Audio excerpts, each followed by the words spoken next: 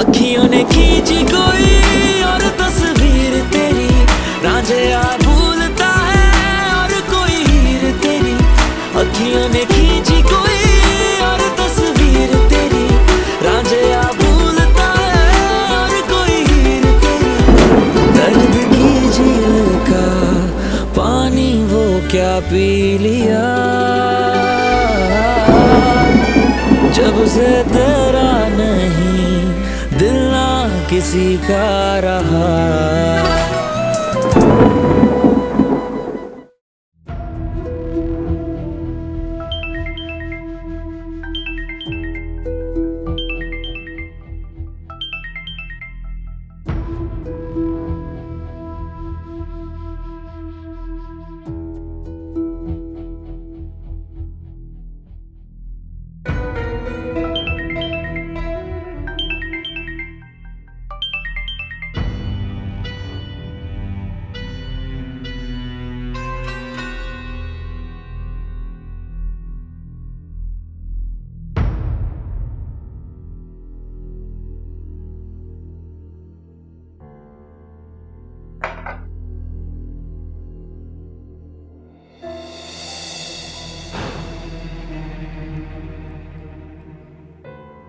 آبجی برام یه مسکن و یه چایی بفرستین.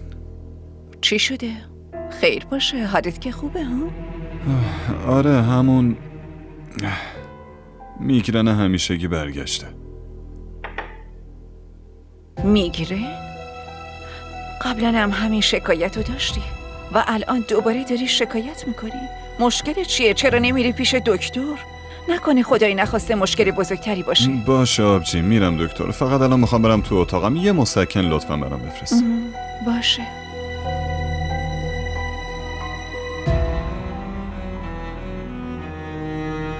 اون مردی که زنش حنا باشه، اگه اون میگرن نداشته باشه میخوای کی داشته باشه؟ نوری؟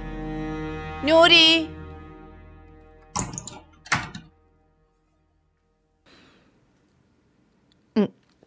اینقدر زود برگشتی؟ جلو تلویزیون نشستی؟ سیب میخوری؟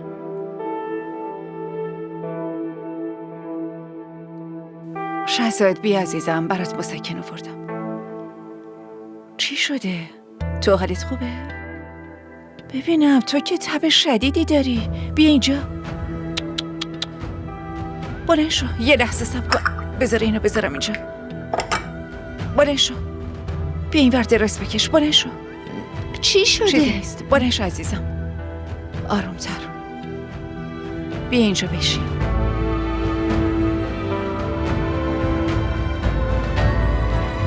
یه لحظه صبر کن، من میرم به دکتر زنگ بزنم. دکتر چرا؟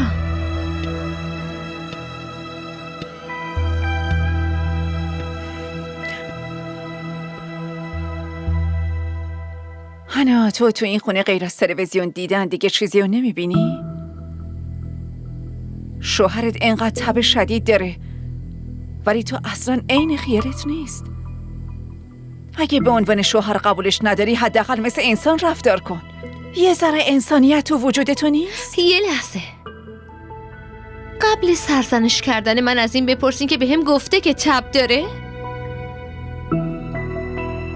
این که هر چیو به شما میگه، من چیزیو بدونم حواسم بهش هست. بس کنید دیگه، بسه. من نیومدم اینجا که دعوای شما رو بشنوم.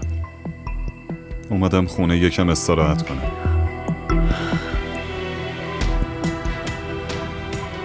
آرامش انگار دیگه از این زندگی بیرون رفته. شهزاد، من علاقه ای ندارم با زن تو دعوا کنم عزیزم. من فقط دارم اینو بهش میفهمونم که حداقل یه ذره حواسش به تو باشه.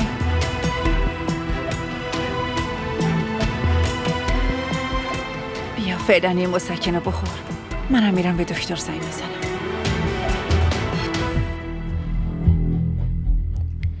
چی شده شهزاد؟ من که پرسیدم سیب میخوری ولی جواب ندادی، با من حرف نمیزنی. ببینین مریض خیلی استرس داره. باید از استرس دور باشه. فشارهای ذهنی واسش خوب نیست. فعلا حالش خوبه و جای نگرانی نیست. من براش دارو نوشتم. داروهاشو بهش بدین، فقط حسابی باید استراحت کنه. بله. خوبه، ممنون. شهزاده لطفاً زودتر خوب شدی که من وقتی تو رو تو این حال میبینم ناراحت میشم. تو تنها برادر منی. چه نقشی بازی میکنه این زن؟ بی وقفه داره ناله میکنه و اشک میریزه. انگار داداشش چه مرضی داره که میخواد بمیره. آبجی جان چتون شده؟ من حالم خوبه، فقط یه خورده خسته بود. این حرفا رو ول کن شهزاد. تو اصلا حالت خوب نیست، متوجه نیستی؟ هانا، تو باید خیلی مراقب شهزاد باشی. داروهاشو باید سر وقت بدی، باشه؟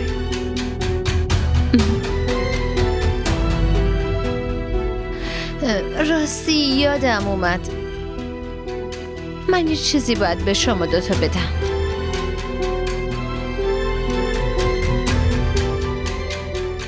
این دختری کجا داره میره؟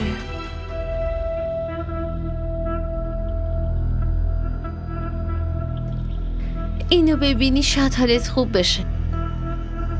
خوب با دقت ببین، این همون طلاییه که بهم تهمت زدین. دزدیدمش. من تو گاف صندوق نذاشته بودم، تو کمد خودم گذاشته بودم، یادم رفته بود. شهزاد این دقیقاً همون طلاست، درسته؟ چه جالب، از این طرح قدیمی هنوز مردم دارن استفاده میکنن و سفارش میدن. باشه، خوبه، خدا رو شکر که این تو کمد خودت بوده و پیدا شده. آره آبجی، از این اتفاقا پیش میاد، انشالله تکرار نشه. شما مقصرین که درست تحقیق نکردید و به هانا تهمت زدید. شهزاد من فقط اینو میگم که برای طلایی به این گرونی باید بیشتر حواسش رو جمع میکرد. باید اونو میذاشت تو گاف صندوق. خدایی نکرده اگه یه وقت اونو دزد میبرد، مسئولیتش با کی بود؟ حالا که نشده، خودتون مسئولش باشین. خودتون بذارین تو گاف صندوق با احتیاط. معذرت میخوام هانا. خوب شد این مسئله حل شد. طلا پیدا شد و فهمیدیم پیش هانا بوده.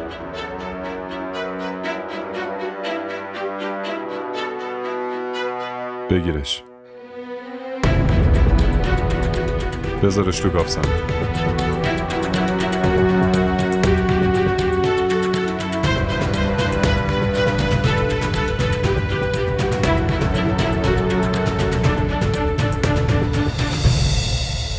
آبجی جان میخوام استراحت کنم.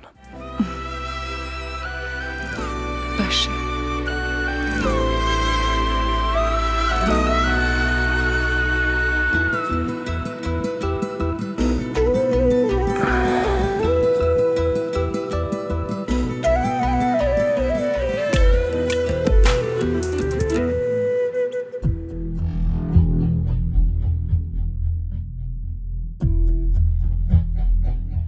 چند بار باید بهت بگم منصور که محض رضای خدا این وقت به من زنگ نزن.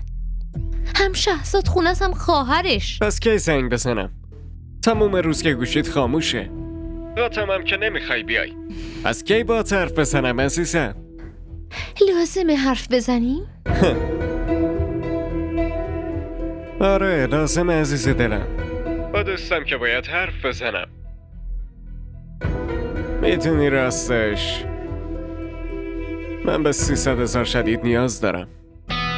300,000 کنار، 1 روپیه هم بهت نمیدم. 300,000 تا از من میخواد. با زن تله هامو فروختین بس نبود؟ از دستتون چه بلاهایی که سرم نیومده. راستش میخواستم بگم وقتی طلا رو برام آورده بودی عکس اون تو گوشیم هستش.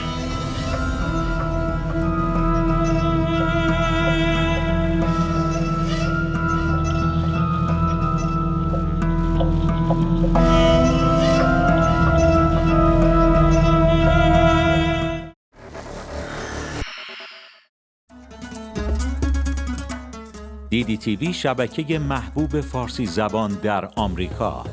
سابسکرایب کنید و تمام سریال های مورد علاقه خود را در سراسر دنیا تماشا کنید.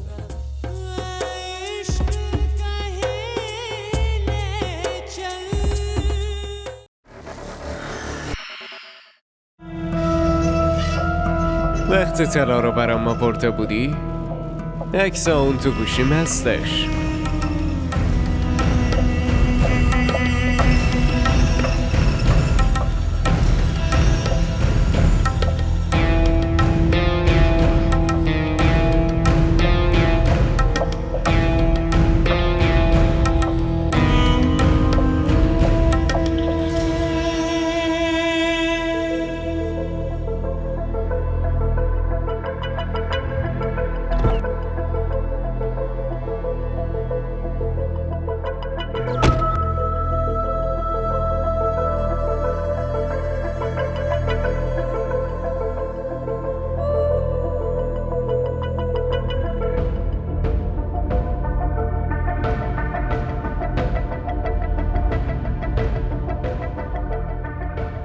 دخترم حالا چرا اینقدر نگرانی؟ حالا که طلا رو دادی رفت دیگه. یه خورده منتظر باش، توی جشن اینا دیر میشه، ولی راستش فکر نمی کنم که الان بیاد، شاید فردا بیاد. و میدونی که چقدر دختر سر به هواییم هست. مامان منم از همین میترسم، وگرنه چه مشکلی بود؟ فقط به خاطر اسین طلا رو دادم، وگرنه هیچ وقت نمیدادم. شما نمیتونستی مانعش بشی؟ من که مانع شدم ولی خودت راضی شدی. نمیدونم که با اون طلا چی کار میکنی. باشه یه خورده منتظر و صبور باش، حتما میاد. امیدوارم خدا به خیر کنه. سلام علیکم. علیکم سلام دخترم. امانت شما. خاله خدا رو شکر که عروسی زودتر تموم شد و اصلا به شب نرسید و منم نگران بودم که امانت یکی پیشم هست و زودتر میخواستم بهش برگردونم. شما لطفاً با دقت ببینید که سالم هستش یا نه و یا اینکه آسیبی ندیده باشه. خیالم راحت شه. اصولش هم همینه. وقتی کسی امانتی میگیره، امانت رو دوباره صحیح و سالم برگردونه، مگه نه؟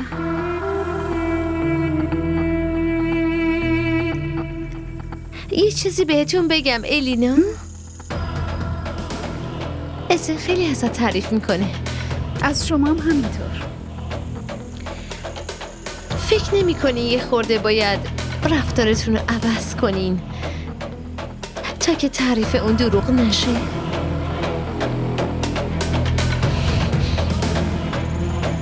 من دیگه میرم خاله. میموندی دخترم یکم؟ نه این الان چی گفته؟ ولش کن این حرفا رو. همین که طلا رو آورده کافیه دیگه. برو داخل و سر جاش بزن.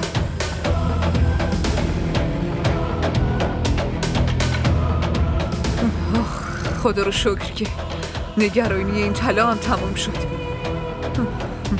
نصف جون شدم من.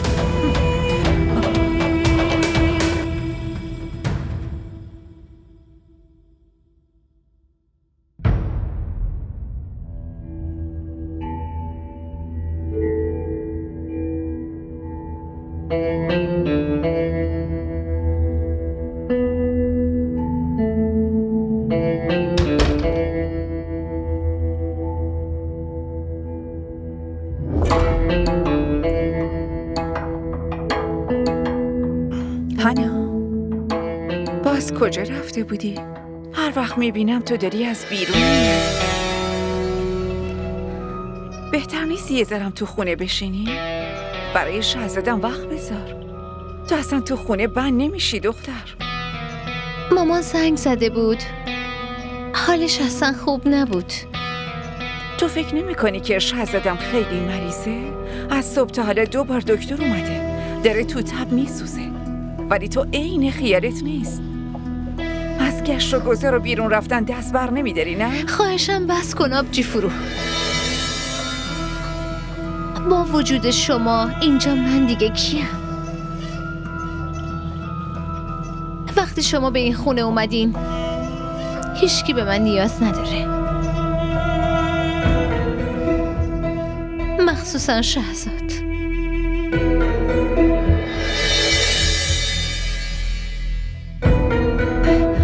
الکی با این دختر دهن به دهن شدم. اصلا نباید باش حرف میزدم. ما را در شبکه‌های اجتماعی دنبال کنید. هنوز زنگ میزنه؟ الو؟ سلام علیکم. شما زنگ زدین؟ چیزی میخواستی؟ من چی میتونم از شما بخوام؟ پس چی؟ راستش خریدای عروسی رو شروع کردیم. گفتم ازتون بپرسم رنگ مورد علاقتون چیه؟ شما؟ آره من. راستش سلیقه من خیلی خوبه و داداش سیم بهم خیلی اعتماد داره. خوبه. شما از چیزی ناراحت شدین؟ نه چیز خاصی نیست. من فکر کردم از اینکه من خریدا رو انجام میدم خوشتون نیامد. شما اشتباه فکر میکنین. گرچه وسایل به سلیقه خانواده پسره، پس من مشکلی ندارم. که اینطور؟ الان فهمیدم منظورتون چیه. شما میخواین خودتون با داداش سیم برین خرید.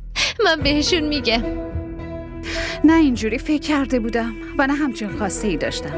و اگرم چیزی باشه خودم به اسیم میگم. نیازی نیست شما بهش بگید. الو؟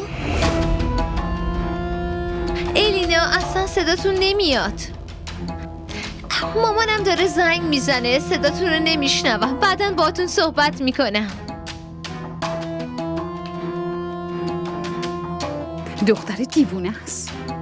تو دنیا آدم نبود که اسیم به این گفته خریدا رو انجام بده. خیلی دختر نچسبیه. نمیخواد منو دخالت بده.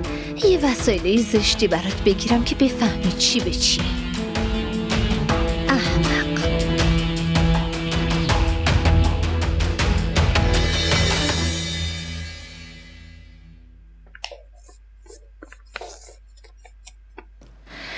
اومدم این چکو بهتون برگردونم. برمیگردونین؟ خیر باشه. نمیتونم خریدای الینا رو انجام بدم. چه اتفاقی افتاده؟ تا دیروز که هیجان زده بودین؟ شاید اشتباه من همینه. من همه رو مثل خودم صاف و ساده و صادق فکر میکنم، اما همه اینجوری نیستن. خلاصه داداش سین، من نمیتونم این کارو بکنم. آخه زن داداش چه اتفاقی افتاده؟ به منم بگین. من دیروز به الینا زنگ زدم و خواستم ازش بپرسم رنگ مورد علاقش چیه، طرحهای مورد علاقش چیه و چه وسایلی رو بیشتر دوست داره که براش بگیرم. اما اون با حرفای طعنه دارش یه جوری بهم نشون داد که من توانایی اینو ندارم که طبق سلیقه اون خرید کنم. الینا؟ بله. میگفت که من با اسین میرم و خریدامونو انجام میدم. اونم پاکستان نه، دبی میریم. میگفت با اینکه اسین انقدر پول داره بعد از پاکستان برام وسایل میخره. این حرفا رو الینا بهتون گفته؟ راستش به نظر من تقصیر اونم نیست، چون بهم گفته بود که شوهر اولش سختگیر بوده و باهاش خرید نمیرفته و به خواسته هاش توجهی نداشته. پس تو دل اون هر خواسته ای که هست میخواد شما برآوردش کنین. برای همین این چکو آوردم بهتون بدم و بگم من نمیتونم این کارو بکنم. زن داداش واقعا که شما این چکو بگیرین و خریدای منو شما انجام بدین. ببینین من پروژه هام تازه شروع شده و وقت خرید کردن رو ندارم. این کار منو شما باید انجام بدین لطفا. با عرض معذرت باید بهتون بگم که من این کار رو نمیتونم انجام بدم و من بدم میاد اینو بگم، ولی الینا انقدر تو ذوقم زد که غرورم بهم اجازه نمیده که توی عروسیتون شرکت کنم. زنده داشت، این چه حرفیه که میزنین؟ من بدون شماها مگه کیو دارم؟ ببینین من با الینا حرف میزنم و اونو میفهمونم. شما نگران نباشین. ببینین اگه اون دلتون رو شکونده یا اذیتتون کرده پس ازتون معذرت میخوام. نه داداش سین، چرا منو خجالت زده میکنین؟ شما لطفاً به الینا هیچی نگین. من معذرت هیچ کیو نمیخوام. لطفاً به خاطر من رابطتون رو خراب نکنین. من هرچی که خواستم و گفتم. الان دیگه باید برم. زنده داشت اینجوری نرین. چایی، قهوه براتون سفارش بدم؟ نه خیلی ممنون، لطف دارین. دوستم منتظرمه. من دیگه باید برم. خداحافظ.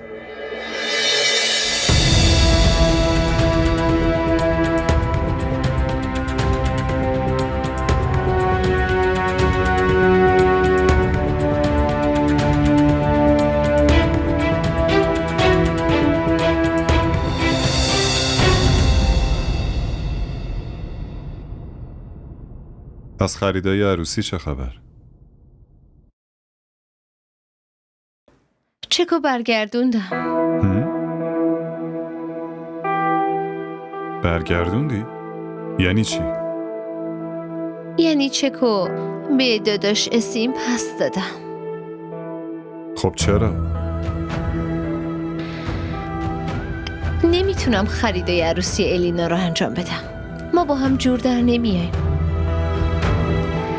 نمیدونم داداش سین واقعا تو اون دختر چی دیده که ازش خوشش اومده. حنان لطفاً اصلاح شو. تو آخرش منو دیوونه میکنی. مگه من چی گفتم؟ فراموشش کن. حرف زدن با تو فایده نداره.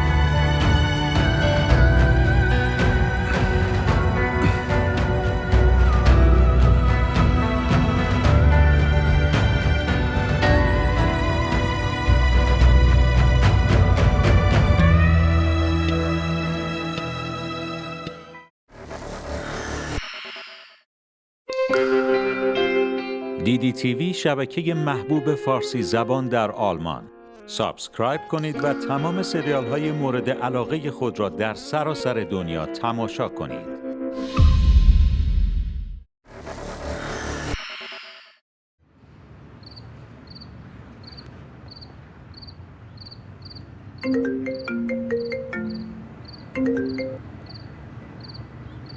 چه عجب یادی از ما کردی. تو کجا فراموش میشی که دوباره به یاد بیفتی؟ بی خیال شین لطفاً. تازه بعد 3 روز زنگ زدی. راستشو بگم الینا، این روزا خیلی سرم شلوغه. در واقع واسه همین مسئولیت خریدای عروسی رو به زن داداش حنا و شهزاد واگذار کردم. که اینطور هنوز ازدواج نکرده از مسئولیتاتون فرار میکنی؟ بی خیال لطفاً. اصلا اینجوری نیست. راستش من واسه همین بهت زنگ زدم. ببین لطفاً با زن داداش حنا همکاری کن و هرچی خوشت اومد بگیر.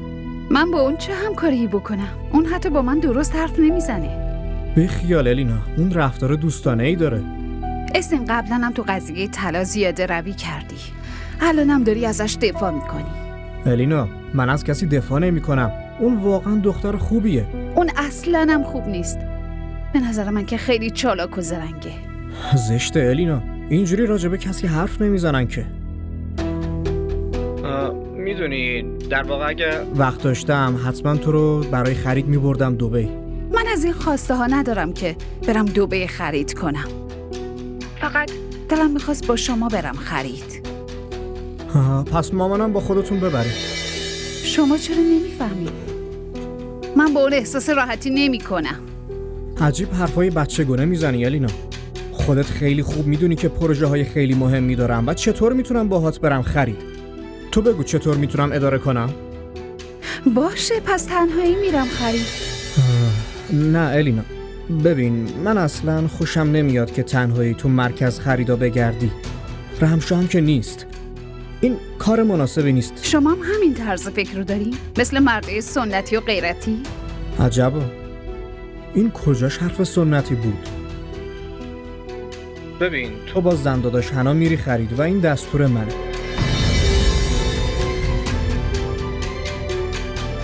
علی، من از مسائل خونه حرف نمیزنم. باید لباس بخرم. اصلا لباس زمستونی ندارم. خب با مامان برو خرید. من میدونم مامان با هم نمیاد. باز میخوای چه غلطی بکنی؟ فکر کردی قبلی رو فراموش کردم؟ علی تا کی باید تاوان کاریو بدم که حتی انجامش تو ندادم؟ کاری نکردی نه؟ کمتر مزخرف بگو. علی من چی کار کنم؟ تو که با من نمیری خرید، مامانتونم نمیره، با رمشو هم که نمیذاری برم. پس من الان چی کار کنم؟ بشین یه گوشه و گریه کن. از خدا بترس علی. بگو منو ببخش، بعدشم گریه کن. علی بلم کن. علی بلم کن. بهت دستور میدم گریه کن. الو؟ کجا غیب شدی الینا؟ نه، من دیگه شکار کسی نمیشم. دیگه ظلم کسی رو تحمل نمی کنم. من این دستور تو قبول ندارم. من به شوهری نیاز ندارم که بخواد بهم دستور بده به عنوان کنیز از من استفاده کنه. یکم فکر کن الینا، ممکنه عواقب خوبی نداشته باشه. من فکرمو خوب کردم. اینطور عجله نکن الینا، تو قبلا یه بار طلاق گرفتی. اینو خیلی خوب میدونم. به این دلیل میتونم نامزدی رو به هم بزنم. شما چرا به هم میزنی؟ من این نامزدی رو به هم میزنم. من به کسی نیاز ندارم که انقدر تنگ نظر و دارای افکار پوسیده است. میفهمی؟ فکر کنه که زنش نوکرشه. و یه چیزی بهتون بگم، مردی مثل شما با زنی مثل حنا بهتر میتونن کنار بیان. فقط خفه شو.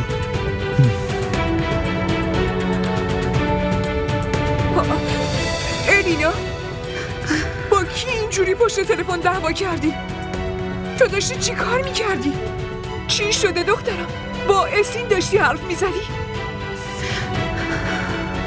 مامان، من نامزدیمو با اسین به هم زدم. چی؟ نامزدیت با اسین رو به هم زدی؟ عقل تو که از دست ندادی ها؟ حالت که خوبه؟ آره مامان، حالم خوبه. مامان، اسین درست شبیه علی بود. یه مرد شکاک و دارای تعصبات الکی. مگه چی بهت گفته که اینقدر تصمیم بزرگی گرفتی آخه؟ مامان به من میگه باید با حنا بری خرید و این دستور منه. الینا، چت شدی آخه تو؟ مگه چه حرف بدی زد دخترم؟ مامان، من از اون دختر خوشم نمیاد. به نظر من اسیر اصلا منو درک نمیکنه. فقط حنا رو درک میکنه، به اون گوش میده. اون علی شب و روز کتکت میزد و ظلماشو تحمل میکردی، ولی حالا مگه این چی کار کرده که تصمیم به این بزرگی گرفتی؟ مامان، همون چیزا رو تحمل کردم که الان به این روز افتادم. دیگه توان تحمل کردن ندارم. آی خدا، تو کمکم کن الینا. من ازت انتظار این حماقت رو نداشتم دخترم. شما منو مقصر میدونین مامان؟ من تو رو مقصر نمیدونم عزیز دلم، ولی احساساتی شدی و تصمیم به این بزرگی رو گرفتی و اصلا به مامانت فکر نکردی نه؟ من دیگه ظلم کسی رو تحمل نمی کنم. خوب بشنوید.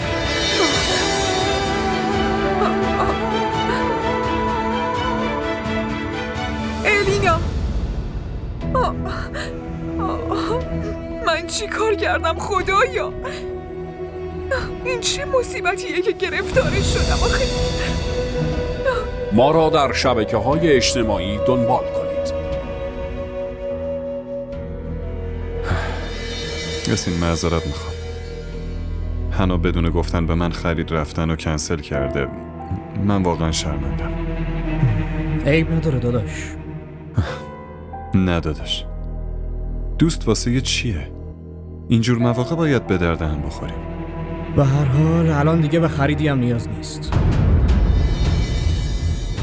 خرید رفتن نیازی نیست؟ چرا؟ من نامزدیمو با الینا به هم زدم.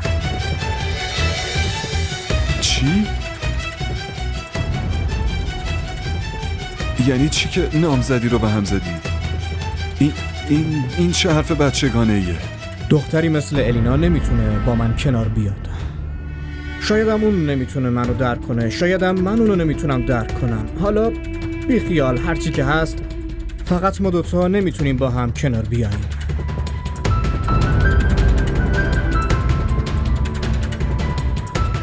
الینا دختر به اون خوبی واقعا باورم نمیشه. دختر خوب؟ به یه حرفم نخواست گوش بده. چطور میخواست با هم زندگی کنه؟ گوش کن اسین، دعواهای کوچیک تو هر رابطه‌ای پیش میاد. این معناش این نیست که حرف کوچیکو محکم بگیری و رابطه رو تموم کنی. حنا راجع به اون درست میگفت. الینا خیلی گستاخه. اسین، من دوستتم و فکر نمی کنم که تو تصمیم درستی گرفته باشی. لطفاً با خونسردی بشین فکر کن. شهرزاد، لطفاً داداش بی خیال این موضوع شو. من نمیخوام بیشتر از این در موردش حرف بزنم. واقعاً دلم نمیخواد.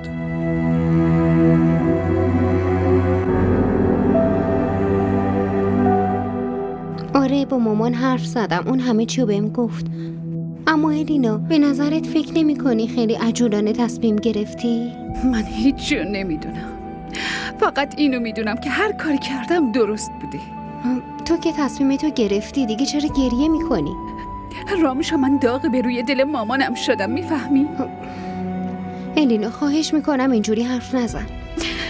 اون انقدر نگران منه که دیشب یادش رفت روحشو بخوره. فشارش رفته بود بالا و اگه خدایی نکرده چیزش میشد من چی کار میکردم؟ هیچ وقت خودمو نمیبخشیدم، هیچ وقت. الینا نگران نباش، مامان چیزیش نمیشه. اون خیلی قویه. تنهایی ما رو بزرگ کرده. ایشالله تنش همیشه سالم باشه. اتفاقا داداشم زنگ زد. به خاطر مامان خیلی نگران بود. تو هم از راه دور نمیتونی کاری بکنی. تو اصلا نگران نباش، این گریه کردنم تمومش کن. من خودم با مامان حرف میزنم که داروهاشو به موقع بخوره، باشه؟ خیالت راحت شد؟ الینا به مامان سلام برسون. من بعداً زنگ میزنم. خداحافظ.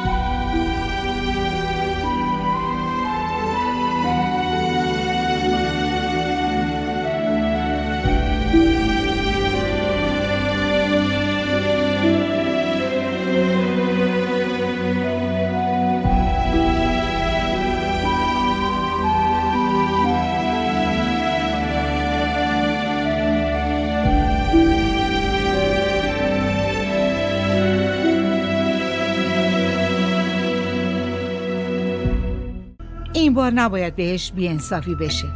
اون قبلا به خاطر ما خیلی ضرر کرده. چرا به خاطر ما؟ اول شوهرش ولش کرد، بعدش هم نامزدش ولش کرد. پس این به این معناست که مشکل از دختره هستش، تقصیر ما نیست. راجع به شوهر اولش گفت که تعادل روانی نداره و ما هم اینو قبول کردیم. اما حالا اسین هم تعادل روانی نداره؟ دخترم پس تو با اسین صحبت کن، اون به حرفت گوش میکنه. بگو اینطور نیست. ببخش مامان، تو رو خدا من نمیخوام تو این کارا دخالت کنم.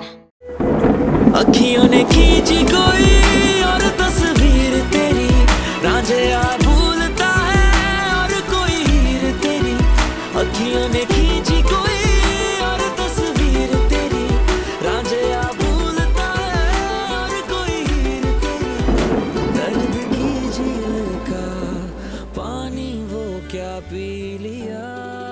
بابت تماشای این قسمت از شما ممنونیم. اگر از تماشای آن لذت بردید لطفاً نظرات خود را برای ما بنویسید و این ویدیو را با دوستان خود به اشتراک بگذارید.